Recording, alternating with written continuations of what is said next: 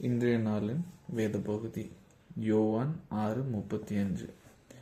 இயேசு அவர்களை நோக்கி, ஜீவ அப்பம் நானே. என்னிடத்தில் வருகிறவன் ஒரு காலம் பசியடையான். என்னிடத்தில் விசுவாசமாயிருக்கிறவன் ஒரு காலம் தாகமடையான். இப்போ பார்த்தீங்கன்னா இந்த வசனத்தை வாசிக்கும் போது ஏசப்பா ரொம்ப சிம்பிளாக ஒன்று சொல்லியிருக்கிறாரு.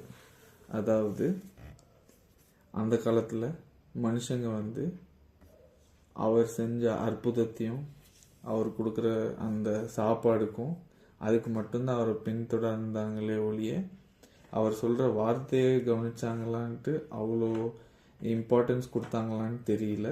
ஆனால் அவர் கொடுக்குற அந்த அப்பத்துக்கும் அதுக்கப்புறம் அவர் செய்கிற அற்புதத்துக்கும் மட்டும்தான் அவங்க ஃபாலோ பண்ணாங்க.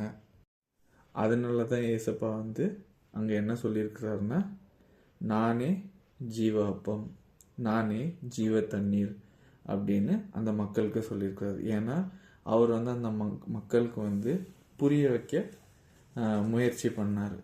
என்னென்னா, நான் தான் அந்த ஜீவ அப்பம், என்ன நீங்கள் சாப்பிட்டீங்கன்னா இல்லை என்ன நீங்கள் ஏற்றுக்கிட்டீங்கன்னா இதுக்கப்புறம் உங்கள் வாழ்க்கையில் பசியே எடுக்காது. இப்போ பார்த்தோன்னா நம்ம டெய்லியும் சாப்பிட்றோம். இன்றைக்கி சாப்பிட்றதுனால நாளைக்கு சாப்பிடாமல் இருக்க மாட்டோம், இல்லைன்னா இன்றைக்கி சாப்பிட்றதுனால அதுக்கு அடுத்த நாள் சாப்பிடாமல் இருக்க மாட்டோம். நமக்கு டெய்லி பசி இருக்குது, டெய்லி சாப்பிட்றோம். அதே மாதிரி ஏசப்பா நம்ம அவரை டெய்லி தேடணும், நம்ம டெய்லி அவரோட வார்த்தையை வாசிக்கணும், டெய்லி நம்ம அவர் கூட ஜெபம் பண்ணணும், பேசணுன்ட்டு ஆசைப்படுறாரு. அதனால் நம்ம அப்படி பண்ணாதான் அந்த ஜீவ அப்பத்தை நம்மளால் அடைய முடியும். நம்ம ஏசப்பா ஒரு ஆப்ஷனாக மட்டும் வச்சுக்கக்கூடாது. எனக்கு ஒரு நீட் வரும்போது, இல்லைன்னா எனக்கு ஒரு தேவை இருக்கும் போது நான் ஜோம் பண்ணுறது, இல்லைன்னா எனக்கு ஒரு எமர்ஜென்சி வரும்போது நான் அவரை போய் தேடுறது. அது மட்டும் இல்லாமல் அவரை நம்மளோட டே டு டே லைஃப் அப்படின்னா நம்மளோட எல்லா நாள்லையும் அவரை நம்மளோட வாழ்க்கையில் ஒரு பகுதியாக இணைச்சிக்கணும்.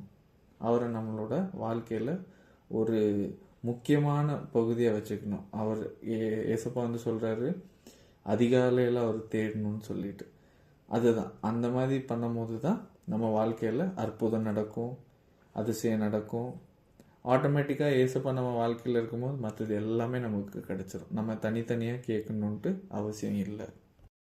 இன்றைக்கி ஏசப்பா நம்மக்கிட்ட கேட்குறாரு, நீங்கள் என்கிட்ட எதுக்கு வரீங்க?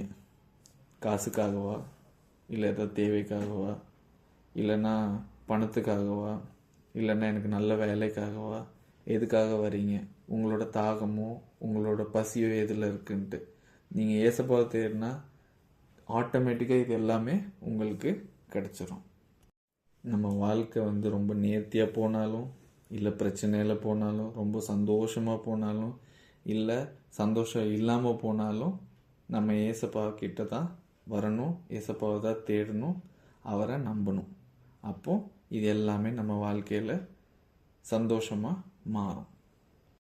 இப்போ நம்ம ஜெபம் பண்ணலாமா? Our loving Heavenly Father, teach us to come to you daily.